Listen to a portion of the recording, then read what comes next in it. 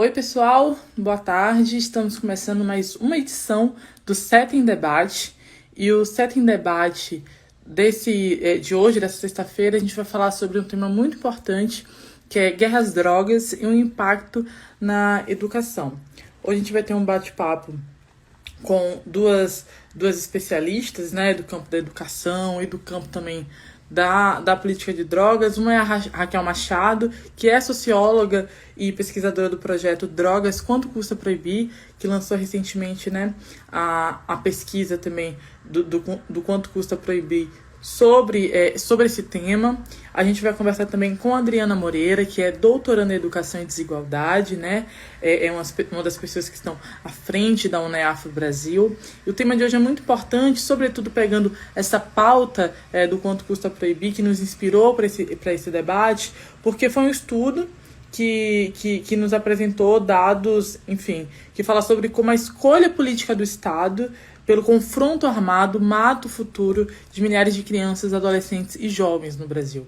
Então, por exemplo, como base de 2019, a pesquisa mostrou que o cotidiano violento fez com que estudantes do 5º ano do ensino fundamental tivessem a perda de um semestre da língua portuguesa e um ano em matemática. Das 1.577 escolas municipais do Rio, 1.144 foram afetadas por tiroteios, com a presença de agentes de segurança. Então, eu vou convidar agora a Raquel e vou convidar agora também a Adriana para a gente bater esse papo que é de extrema importância para a gente. Deixa eu ver aqui. Aceitar. Deixa eu convidar agora.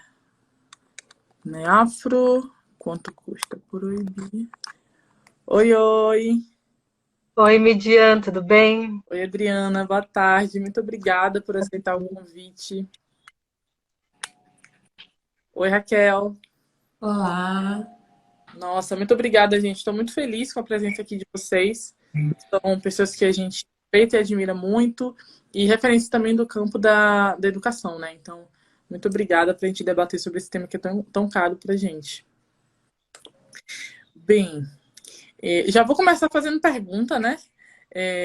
Já contextualizei um pouquinho o pessoal sobre a pesquisa, do quanto custa proibir. E aí o tema geral, eu já vou falar, já vou perguntar para vocês, para já contextualizar.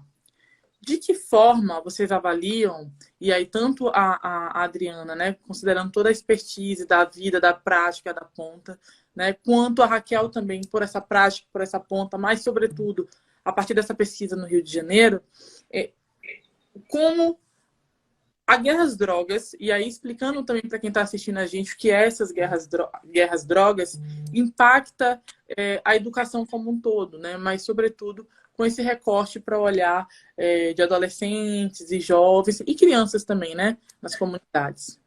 Fiquem à vontade. Começa por quem? Adriana, quer começar? Tá bom, primeiro eu queria agradecer a possibilidade de estar aqui, conversando com você, Midian, conversando com a Raquel, dizer da nossa admiração, né, pelo projeto Quanto Custa Proibir e pela coragem, né, pela ousadia, porque entrar por esse caminho, né? Entre pensar o proibicionismo, a guerra às drogas e a educação, não é um caminho fácil. E, para além de não ser um caminho fácil, acho que vocês conseguiram nessa pesquisa uma coisa difícil, né? Que é pensar a guerra às drogas e ter acesso aos dados da Secretaria Municipal de Educação do Rio de Janeiro, que é uma coisa super difícil, né? Para fazer uma pesquisa dessa natureza. Então, eu quero aqui da UNEAFRO deixar a nossa saudação e como a gente fica feliz que o projeto de vocês esteja caminhando. Ano passado a gente publicou um texto para a plataforma de vocês e que a gente acha muito importante o trabalho que vocês estão fazendo. Aqui, do nosso ponto de vista, a gente está em São Paulo, a gente sabe que a política de drogas, a partir dos estados e dos municípios, ela vai se conformando e ela tem especificidades nas suas estratégias de ação, inclusive do ponto de vista da ideia de drogas, né? Da ideia de guerra às drogas. A ideia de de guerra, ela tem performances diferentes em cada um dos territórios, né? No Rio de Janeiro, a gente vai ter uma guerra às drogas que tem uma performance no território de enfrentamento, né? Em virtude da maneira como você tem a dominância dos territórios. Aqui em São Paulo, o enfrentamento no território não se dá da mesma maneira no Rio de Janeiro, mas não significa que a gente não tem uma performance também de guerra às drogas, mesmo porque a gente tem variações da compreensão e da intensidade dos modelos de guerra. Mas eu acho muito interessante a gente pensar que quando a gente vai pensar nesse modelo de guerra às drogas que a gente tem desenvolvido lá nos Estados Unidos a partir dos anos 80, a gente tem um dado muito importante, que é o fato de que os meios de comunicação, eles constroem imagens de quem são os inimigos da sociedade. E aí, desse ponto de vista, os meios de comunicação, eles constroem os traficantes, né? Quem são os traficantes que se opõem à ideia de segurança da sociedade, né? Quem são aqueles que, no cotidiano imediato da cidade, controlam e ameaçam a vida, inclusive da pessoa pobre, no cotidiano da cidade, inclusive nas periferias. Quando eles constroem essa imagem desse menino traficante, eles são exatamente os meninos que nós atendemos na escola pública. E aí, eles têm cerca de...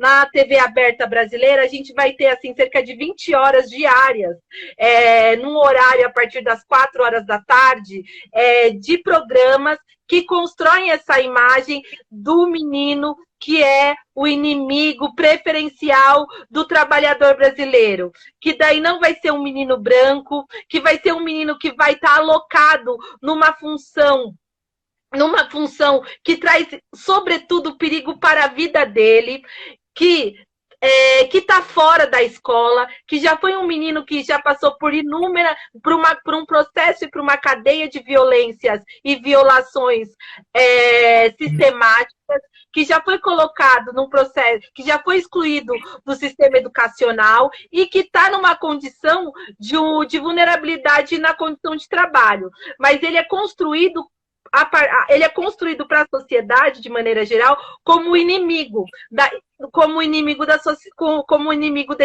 do trabalhador médio. E esse menino que a gente atenderia ou que estaria colocado na sociedade brasileira, alocado na escola pública. Esse menino também que está no limite da vulnerabilidade, no limite dos caminhos da ilegalidade, no limite do caminho da morte, e que esse perfil de estratégia é uma estratégia localizada dentro da estratégia da guerra às drogas, dentro de uma estratégia do proibicionismo, e que a gente não pode perder de vista. E que isso constrói, inclusive, a autoimagem dos meninos mais jovens que frequentam a escola, que moram nesses territórios vulnerabilizados por toda sorte de ausência de serviços públicos, dos meninos negros. E a gente precisa pensar sobre isso, porque todo o contexto, o desenvolvimento cognitivo, ele se dá contextualmente, né? A gente não vai ter pessoas super boas em raciocínios lógico-matemático se a gente não tiver interações que propiciem esse desenvolvimento. Então, se a gente está inseridos em sociedades que constroem imagens de meninos que moram em territórios organizados por sistema de violações e que constroem imagens de que eles são perigosos para a sociedade, provavelmente eles não vão oferecer outras possibilidades para a sociedade que não essa. E não necessariamente também todos esses meninos que aparecem e que são construídos nesse universo, eles oferecem algum perigo, né? Mas eles são atendidos por essa escola. Eu acho que essa é uma das estratégias mais perversas quando a gente vai pensar na rede e nas estratagemas que constroem a rede como um todo da guerra às drogas. Maravilhosa. Muito obrigada, Adriana. E Da minha época de iniciativa negra, porque eu também já fui iniciativa negra, também sou da redução de danos e do antiproibicionismo, a gente sempre destacava a importância de a gente saber que a guerra às drogas é uma guerra contra pessoas pretas, né, que a gente está falando. A guerra às drogas é uma guerra contra a gente, é uma guerra, e quando você traz essa lógica da representação social, é fundamental para a gente entender que é isso, é uma situação que afeta a população preta, sobretudo. E nesse sentido, passo para Raquel também, para escutar dela, e aí também contextualizando com o Rio de Janeiro, com essa pesquisa, e realmente, nossa, conseguir os dados, e a gente sabe das dificuldades que existem políticas, realmente é de bater palma, assim, é de parabenizar mesmo. Então, o que é essas guerras às drogas e de que forma ela impacta a educação do nosso país? Boa tarde a todas vocês, amigas aqui e todo mundo que está nos assistindo. De fato, quero agradecer por mim, pelo projeto Drogas contra o Custo de Proibir, pelo SESEC. É muito bom a gente ter um espaço assim para conversar, porque não adianta a gente fazer essa pesquisa e descobrir dados alarmantes e não ter espaço, e não poder falar e não poder, né, trazer esses dados e debater sobre eles e falar, e aí, o que a gente faz com isso, né? Então, muito obrigada pelo espaço. E falar depois da Adriana, né, assim, é difícil e é isso, né, vamos lá, mas a pesquisa realmente vai, é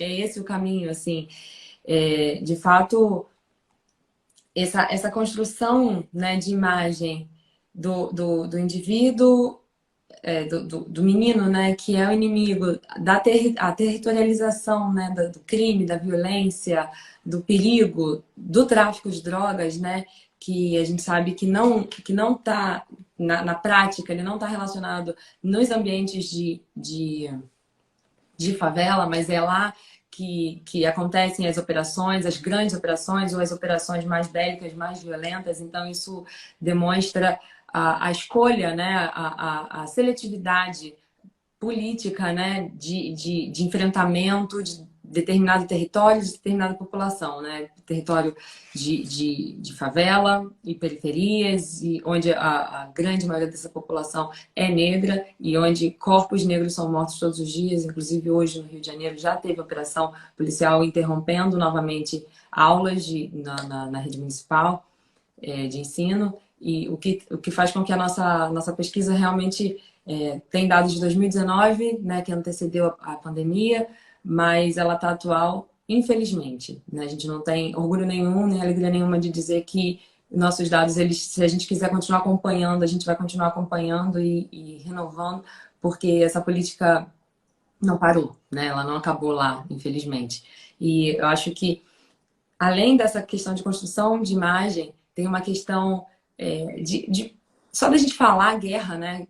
Numa guerra, muita coisa, num estado, né, de guerra, de exceção, muita coisa pode ser permitida, muita coisa acontece. Quando a gente fala guerra às drogas, justifica, quando o Estado, né, empenha uma guerra às drogas, justifica toda essa atrocidade que acontece, essa violência que é promovida, né? E o nosso projeto, ele quis medir os impactos da guerra às drogas, que a guerra às drogas se propõe, de um lado, né, a reduzir o consumo, a reduzir a circulação, a venda de drogas, mas por outro, na prática, o que a gente sabe é que o que acontece são essas operações, são ações violentas do Estado na justificativa de acabar, né, com a guerra às drogas, acabar com o tráfico, tudo, e o que acontece é que acaba com vidas, destrói casas, pessoas, enfim, histórias de vida de pessoas negras, né, todos os dias nas favelas.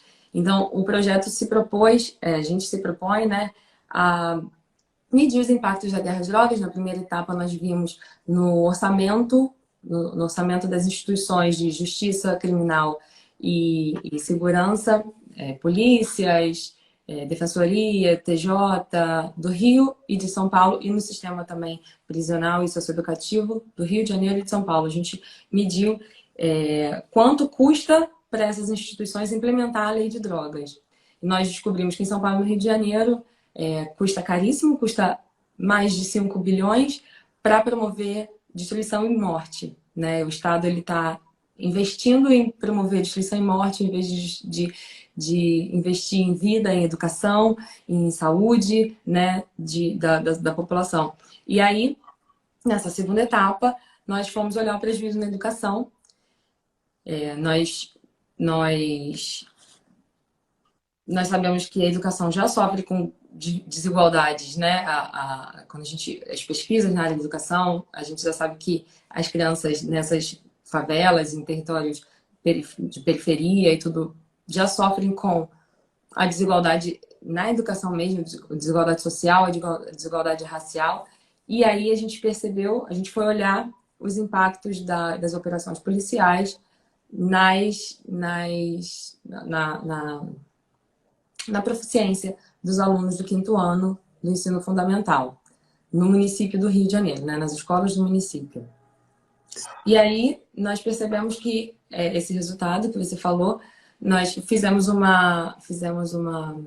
convênio com a Secretaria Municipal de Educação para conseguir os dados e também nós olhamos dados do Fogo Cruzado, né, para poder ver, né, como que acontece, tiroteios em volta, que foi os dados que você citou também, Midian, e percebemos que, embora existam 74% das escolas sofreram com tiroteios em volta da escola, né, somente 4 escolas, o que assim, 74% das escolas da rede municipal sofreram com tiroteio. É um fenômeno, né, que afeta muitas escolas, mas a gente percebe que o volume, a intensidade desses tiroteios, eles se concentram em menos escolas. Então, isso mostra também que existe uma seletividade na atuação, né, dos agentes de segurança. 4 escolas somente sofreram com 90 tiroteios. Isso é muito concentrado, né? Se a gente pensa que a gente só está olhando os dias letivos, né, isso fica... No ano, isso fica mais intenso ainda. E aí, voltando para os nossos dados, a gente percebeu, né, que escolas mais expostas a operações policiais, nessas escolas, os alunos perdem 64% do aprendizado em português, né, olhando os dados da Prova Brasil, que é a prova da avaliação nacional, né, do SAEB, que é a avaliação da educação básica. E o que corresponde, né, a um semestre inteiro em português, olhando, né, o aprendizado esperado, e os alunos perdem o equivalente a um ano inteiro do aprendizado esperado para matemática. Então, é o que a Adriana trouxe, como que um aluno vai para a escola e ele consegue, um aluno, uma aluna, né, vai para a escola e consegue aprender matemática, consegue aprender português com uma rotina dessa, né, sabendo que a mãe, que o pai está saindo de casa, e a gente também sabe que a maior parte das operações policiais acontece em horário escolar, acontece em horários de início, né, das aulas, ou mesmo durante as aulas, e a gente vê aquelas imagens que infelizmente se tornam comuns, né, de alunos embaixo de mesa, se escondendo, professoras, né, coitadas, assim, fazendo o possível para distrair os alunas e os alunos na escola, para poder minimizar um pouco os impactos, mas são impactos que a gente mediu, né, o impacto na aprendizagem, mas a gente sabe que tem impactos na sociabilidade, impactos psicológicos, muitos danos para os alunos, e também nós vimos que existe um impacto financeiro desse aluno que chega lá na frente por conta, né, de toda a perda no aprendizado, chega lá na frente, perde também na renda. E aí a gente está olhando que é o Estado que está promovendo, na justificativa da guerra às drogas. Que é um valor de 24 mil, não é isso? Que esse jovem perde. Quem vê acha até que é um valor, né? Se for comparar com um jovem com uma classe média mais alta, com mais acesso, que é um valor baixo. Mas não, é um valor altíssimo. Se a gente for considerar a realidade dessas populações que são mais vulnerabilizadas nesses territórios, né? Sim, é um valor muito alto que faz muita diferença. Desde a autoestima de um jovem, né? Desde do poder de compra, desde de comprar. A gente fez um cálculozinho de equivalência, né? E aí comprar botijões de gás numa situação que hoje a gente vive, onde muitas pessoas estão fazendo fogo. Então a gente sabe que mulheres estão sofrendo muitos acidentes domésticos por conta de queimaduras e coisas, porque estão tentando fazer qualquer tipo de fogueira para poder cozinhar, né? Então, a gente fez um cálculozinho e a gente tem todos os dados certinho no Instagram, né? Nas nossas redes, no site também do drogas.custa, no nosso relatório. Todos esses dados que eu tô falando aqui pra caramba, mas eles são todos bem detalhados. E como a gente chegou também, nossa metodologia. Mas é isso, assim, pode parecer um valor pequeno de 24 mil, mas não é. Porque não é a realidade da grande maioria das pessoas e nem dessas pessoas que são afetadas. E foi perfeito que você já fez a conexão com a próxima pergunta que eu ia falar, que era justamente sobre como essas operações policiais impactam, né, na vida, quais são os prejuízos que causam na vida desses estudantes. Mas eu queria puxar um pouquinho também para essa noção, e aí também aproveitando tanto você, tanta pesquisa, mas também a Adriana, enquanto educadora, como que a gente pode também estar olhando para o campo dos educadores, que estão também ocupando esse espaço, que é um espaço de mediação também, que não é um espaço fácil nesses territórios, e que muitas vezes são professores também que não entendem muito dessa pauta das guerras às drogas, mas que eles vivenciam a situação da guerra às drogas nos territórios. Então, como é que a gente pode, primeiro, fazer um diálogo para que esses professores entendam sobre o que é antiproibicionismo, sobre o que é antipunitivismo, se entendam naquele contexto também, e que a gente promova também segurança, direitos, garantias para esses educadores também, que muitas vezes acabam sendo, na verdade, mediadores de conflito nos territórios e são, enfim, né, as grandes referências e estão ali na linha de frente. Enfim, é uma dúvida mesmo que eu gostaria de ouvir de vocês, tanto da realidade, e aí eu acho que a Adriana tem um olhar muito sobre isso nos territórios, e acredito que você também no campo da pesquisa. Como é que a gente pode trazer também isso para os educadores, para os professores? Midian, a gente tem um olhar cínico para a realidade no que diz respeito ao proibicionismo e à política de guerra às drogas. Porque é o seguinte, a gente está vivendo hoje um problema da Rússia com a Ucrânia. Então, a gente está na iminência de uma possibilidade de uma guerra. Existem vários órgãos internacionais, países protagonizando uma mediação. E, caso isso venha acontecer, haverá uma política de intermediação, de proteção às populações, tem protocolos a serem cumpridos numa guerra, escolas, soberania energética, lugar que tem água, não vai poder jogar um monte de foguete, uma série de coisas. Porque existem protocolos quando uma guerra tá declarada. O problema da guerra às drogas é que não existe uma declaração institucional a respeito da guerra às drogas. Nós cumprimos um papel no mundo e nós entendemos que existe, que o Ronald Reagan, no governo Ronald Reagan lá nos Estados Unidos, se estabeleceu esse pacto de guerra às drogas, uma estratégia proibicionista de ação no combate às drogas, e se construiu uma série de políticas, se desenharam uma série de políticas que se espraiou como um modelo de combate às drogas no mundo, inclusive aqui no Brasil. Nós, hoje, temos uma lei, há um tempo, né? A gente ocupa um lugar no mundo, faz uma leitura crítica desse processo. O problema é que, fazendo essa leitura crítica do processo, a gente não tem legislações, programas institucionais do Brasil que falam assim, temos um problema de políticas de guerra às drogas. A gente não tem. A gente não tem, por exemplo, programas institucionais, a gente não tem formação, isso é muito grave. Falta formação, a gente tem fora do Brasil, a gente tem até um volume de pesquisas bacanas, mas dentro do Brasil a gente tem uma fortuna crítica. A gente não tem uma fortuna crítica substancial para falar assim, o impacto no desenvolvimento cognitivo de crianças e adolescentes que moram, que residem em lugares de conflitos conflagrados. A gente sabe, de pesquisas internacionais, a gente sabe de algumas pesquisas que se tem, a pesquisa que a Raquel coordena, ela traz isso com muita força, por exemplo, que afeta a capacidade de atenção. Viver sob tensão afeta a capacidade de atenção. Mas isso não é novidade, porque a gente sabe, por exemplo, que meninos soldados, que meninos que são recrutados para a guerra, né? E aí isso acontece no continente africano, acontece entre os meninos muçulmanos, em guerras lá,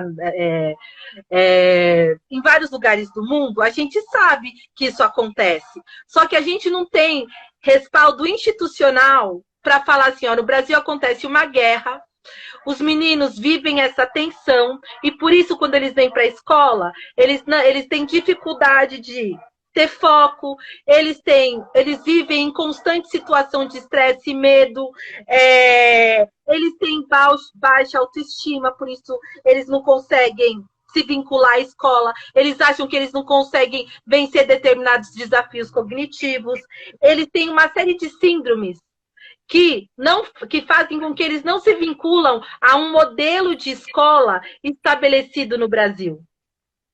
E aí isso torna o nosso desafio muito maior. Porque se a gente tivesse a ideia estabelecida de que a gente está vivendo uma guerra contra a população negra, que uma das estratégias dessa guerra é a guerra às drogas, a gente teria marcadores específicos, protocolos, e a gente poderia se valer dessas estratégias.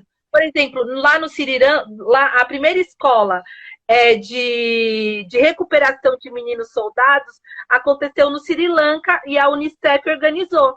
Talvez algumas dessas estratégias sejam importantes para a gente trazer do ponto de vista metodológico para apoiar as nossas escolas, os nossos professores, para recuperar os nossos meninos que vivem nessas situações. Mas eu acho que isso é um tema super importante para vincular, para conter a evasão escolar, porque os meninos, nem os professores, assim, eu não conheço, por mais que muitas vezes a escola constrói situações e condições para que os alunos vão embora, os professores, os diretores, os profissionais da educação não ficam satisfeitos quando os alunos vão embora. Eles muitas vezes não sabem o que fazer para os meninos ficarem. Então a gente tem que enquanto sociedade, tem que fazer um reconhecimento que a guerra, quem produz a guerra sabe que a guerra traz consequências. E acha que tudo bem as consequências da guerra. Só que as consequências dessa guerra são as vidas dos nossos meninos. E não só as vidas da morte objetiva, mas é o pleno desenvolvimento. O custo dela também é o desenvolvimento cognitivo, é o desenvolvimento do raciocínio lógico-matemático, o desenvolvimento das linguagens, das diversas linguagens. Eu acho que a gente precisa pensar em organizar e sistematizar esse debate a partir da desigualdade. Que você... as violações de direitos a partir das guerras drogas e do perfil da política de segurança pública no Brasil constrói desigualdade. Porque os nossos meninos estão sempre para trás. E porque a gente não consegue construir política para que eles consigam se desenvolver. Porque o nosso Estado constrói condições, inclusive, para ele se desenvolver cognitivamente de maneira mais precária. Acho que é isso. Nossa, maravilhosa. E como isso impacta tudo, né? E as famílias... Porque é isso, quando impacta os jovens, as jovens, os estudantes, seja crianças, adolescentes e jovens, impacta toda a sua família, toda essa comunidade escolar como um todo. Então, é uma política de extermínio mesmo da gente. Perfeito. Muito obrigada, Adriana. Então, passando para Raquel, esse mesmo sentido, como que a gente pode estar trazendo também esse debate para pensar os educadores, né? E toda essa multiplicidade também que acaba sendo impactada para esse corpo, né? Que é o corpo dos educadores, enfim, docente. É isso, a gente... acho que trazendo dados também como esses que nós estamos trazendo e de maneira a sensibilizar também, né? A conversar e a falar sobre, de fato, os impactos, porque o Estado, como a Adriana disse, né? O Estado sabe que causa efeitos danosos demais, né? Irreversíveis, às vezes, na população, nos jovens, né? Na população afetada, a população negra afetada, principalmente.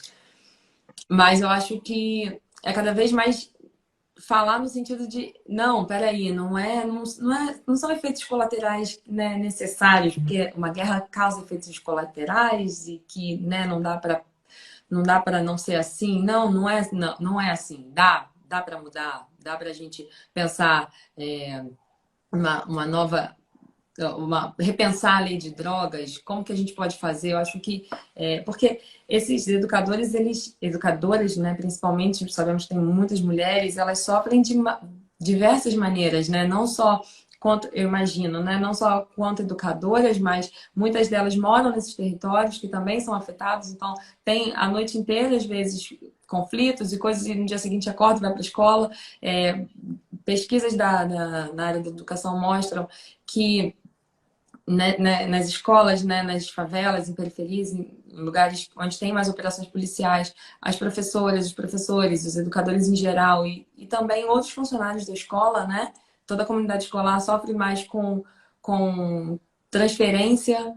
Então, assim, também é muito ruim para o ensino, para a relação de professor com aluno, porque existem transferências, existem mais licenças médicas, mais faltas. Então, porque muitas vezes a professora é impedida de chegar na escola e está tendo, né, aula, nem sempre consegue não ter, mas, né, assim, por conta das dinâmicas. Então, eu acho que é por aí. Eu acho que a conversão demonstrando dados e mostrando que é possível, né, assim, que esses dados, esses efeitos colaterais, né, que são entendidos como, muitas vezes são falados, né, por autoridades políticas, governamentais e polícias também, como efeitos que geram, né, é um mal necessário, como se fosse um mal necessário. Não é por aí. Eu acho que a gente o caminho é esse, né? É mostrar, é lutar, trazer dados, é falar, olha, está impactando sim.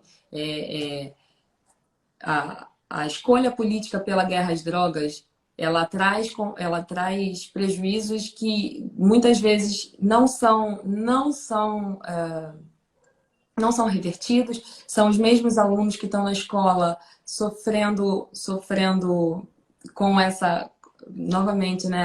As falas da Adriana são muito fortes e muito impactantes e muito reais, né? São os alunos que estão lá na escola que muitas vezes evadem, mas são os alunos que carregam toda essa construção do aluno, do menino, né? Que é o inimigo a ser exterminado, né? Que é o inimigo do Estado, e é o aluno que está ali na escola que é prejudicado. Nossos dados mostraram que quanto mais operações policiais, mais negro é o perfil da escola, mais meninos tem na escola e mais negro. Então, são esses alunos que são prejudicados na aula, são esses alunos que são prejudicados na vida, e são esses alunos são essas pessoas que muitas vezes têm a vida interrompida, né, por conta dessa lógica de guerra às drogas. Então, acho que é por aí. Perfeito, Raquel. E nesse sentido também, eu queria muito escutar de vocês como seria possível de construir uma pauta, né, dessa educação antirracista, porque falar do enfrentamento à guerra às drogas é falar de enfrentar o racismo, sobretudo, né? Que as pessoas entendam que a pauta das guerras às drogas é uma pauta que dialoga conosco diretamente, né? E aí, pegando o ponto da hipocrisia que a Adriana falou, que a gente sabe que a lógica do proibicionismo é direcionada para a gente junto com a lógica do punitivismo, né? Com os corpos pretos, né? Nós somos sempre punidos. E isso também está nessa lógica do uso das substâncias psicoativas. Então, pessoas que podem fazer o uso de substâncias psicoativas em espaços recreativos, pagando, inclusive, pela sua segurança nesses espaços, né, como eventos, shows, raves, de uma forma muito liberada, né? Mas quando se trata de outros espaços, inclusive espaços públicos, como estar na rua, caminhando, pessoas que fazem uso de substâncias que são proibidas legalmente, essas pessoas são vistas criminalizadas geralmente quando são pessoas pretas, né? E são criminalizadas e são...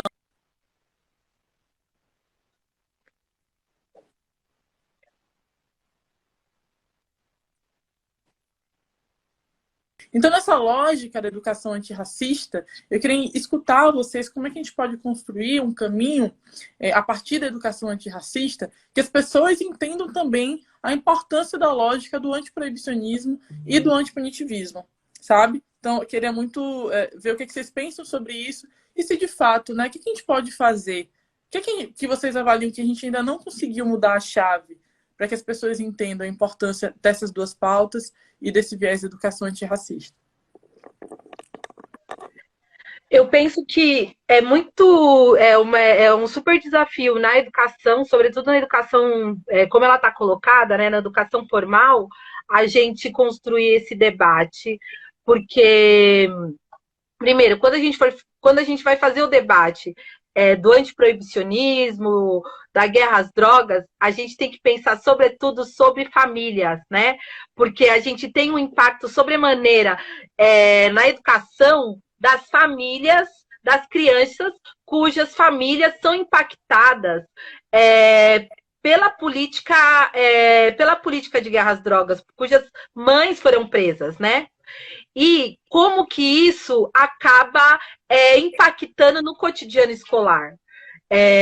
Porque pode parecer que não, quando uma criança tem a mãe presa, mais do que o pai, mas quando uma criança tem uma mãe presa, a repercussão que isso causa na vida dela, e como isso chega na escola, e como isso repercute no cotidiano da escola, tem um impacto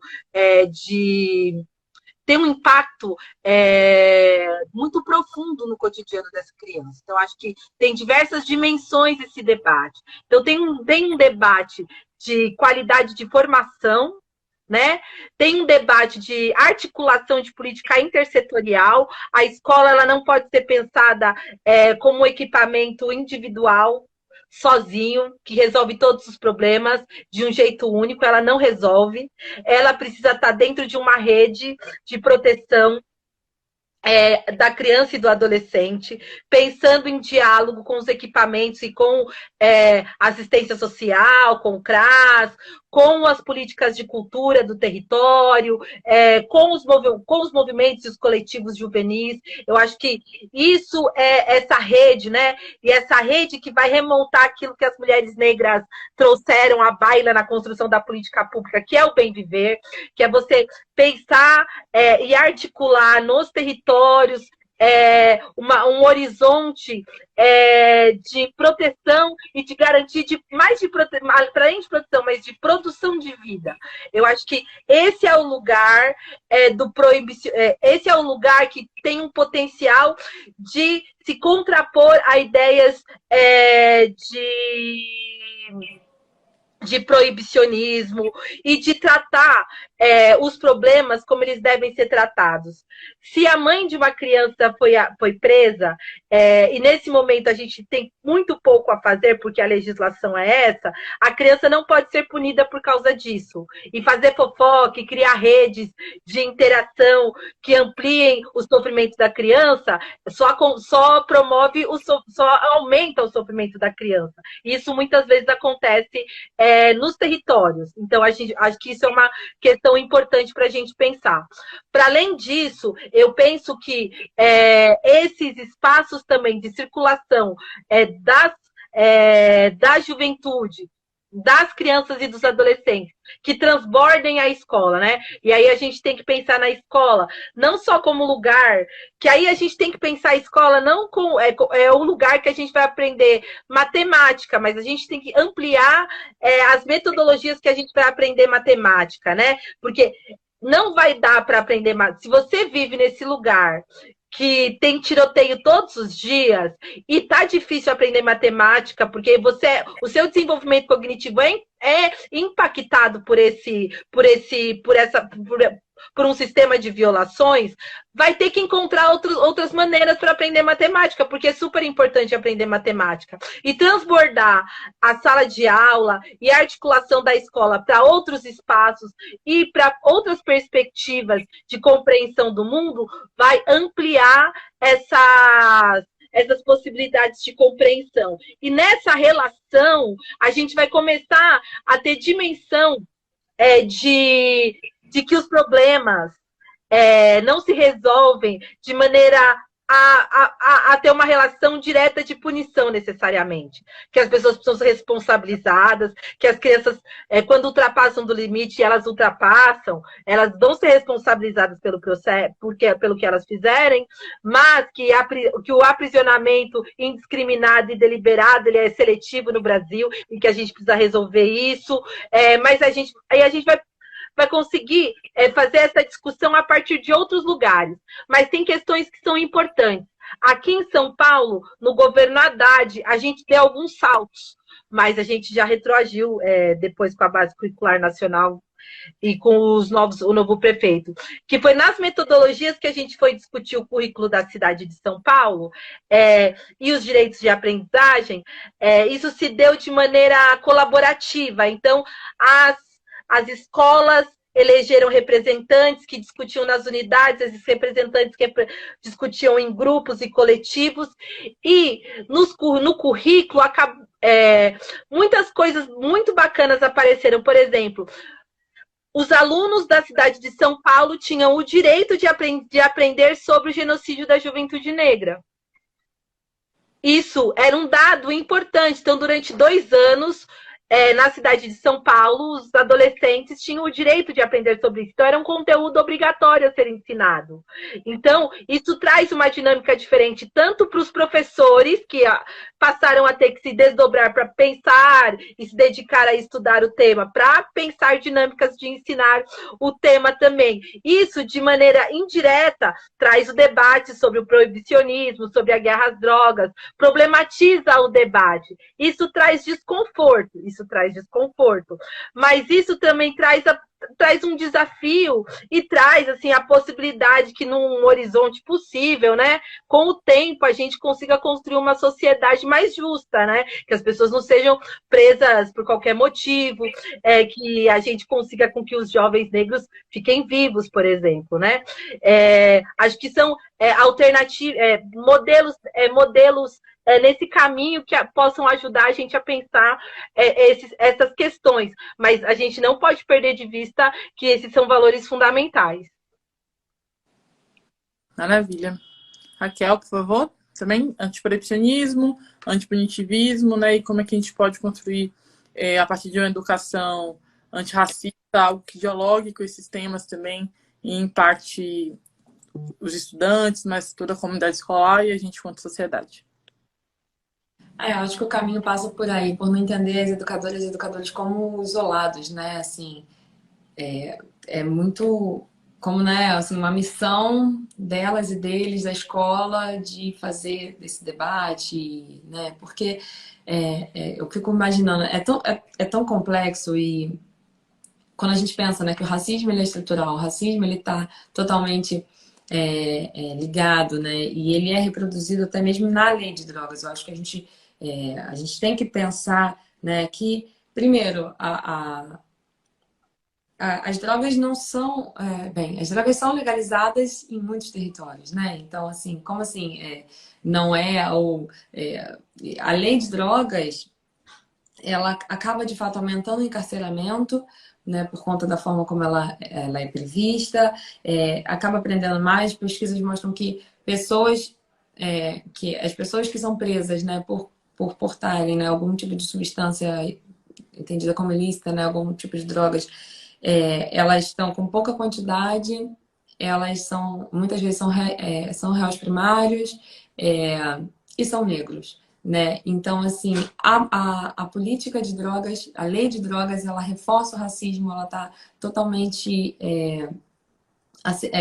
reproduzindo, né, o racismo o tempo todo, quando a gente sabe que, e aí por isso que eu comecei falando, mas falando que as drogas não são proibidas em todos os territórios e nem para todas as pessoas, né? A gente sabe que existem, sim, espaços onde as pessoas usam normalmente e sabem que existem espaços e pessoas com menos quantidade de substância que são presas e são detidas como traficantes de drogas, né? E sabemos que essa seletividade é totalmente racial e tem a ver com território, ela de fato é racista e reproduz isso. Então, pensando nisso, eu acho que passa por repensar a lei de drogas, nós quanto sociedade, né? Não pensar apenas, né, como uma missão uma tarefa, uma coisa, pensando na questão da educação, né, apenas, mas eu acho que dar todo o respaldo para que essas educadoras e educadores possam, né, fazer isso. Isso certamente passa por repensar a política, a lei de drogas, por fazer, por de fato fazer pressão para que se repense, que se mude, porque é a forma institucional como acontece, né? Para que a gente possa também pensar políticas educacionais que amparem essas educadoras e educadores, né? Nossa, muito obrigada, gente. Eu vou encaminhando já também para a pergunta final, mas agradecer mesmo, assim, porque eu acho que foi muito importante a gente fazer essa conexão da perspectiva da educação antirracista, enfim, né, nesses espaços formais, mas também há uma outra dimensão do que é uma educação antirracista também, de que forma os territórios, as lideranças comunitárias, a educação popular como um todo impacta também nesse debate nos territórios. Eu acho que aí já fica também uma possibilidade de um desdobramento. E eu queria muito escutar de vocês, nesse encerramento, aí também já encaminhando para o final, por que é importante, assim, bem resumidamente, a gente trabalhar a pauta da educação antirracista para conscientizar a sociedade, e aí não só pensando só enquanto os espaços de educação, né?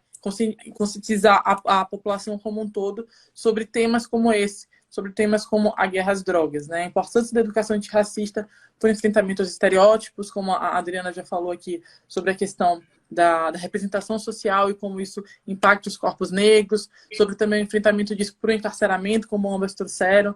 Então, qual a importância da educação antirracista para que essas pautas, sobretudo essa pauta da criminalização dos corpos pretos, possa ser revertida? Bom, pensando que o mundo é para todas as pessoas, e que a gente precisa de um mundo razoável para todas as pessoas, né? E que o mundo razoável, as pessoas têm o direito de nascer e que elas sigam um fluxo razoável de suas vidas, né? Que ninguém nasceu para morrer com 12, para morrer com 13, para morrer com 17. Isso não é bom nem para as famílias que tiveram seus filhos, seus sobrinhos mortos nessa idade, nem para aqueles que passaram longe, mas têm muito medo de andar na rua, acham que tem que se mudar do Brasil. A educação antirracista é para quem acredita, para que a gente possa viver num mundo de pessoas humanizadas, para que a gente possa acreditar na vida, para que a gente possa junto construir um mundo democrático, né? Que a gente possa aprender a se escutar, para a gente possa aprender a falar, para a gente possa aprender a acreditar nas pessoas, para que a gente possa ter um equilíbrio na possibilidade desse mundo, né? Porque do jeito que ele tá difícil para quem não é negro, e para os negros, para os indígenas, para as mulheres, tá muito pior. Então, para que a gente tenha alguma chance de continuar caminhando e caminhar junto é melhor, eu tenho a impressão, né? Para isso que a gente está aqui construindo uma educação antirracista, que a gente possa caminhar junto.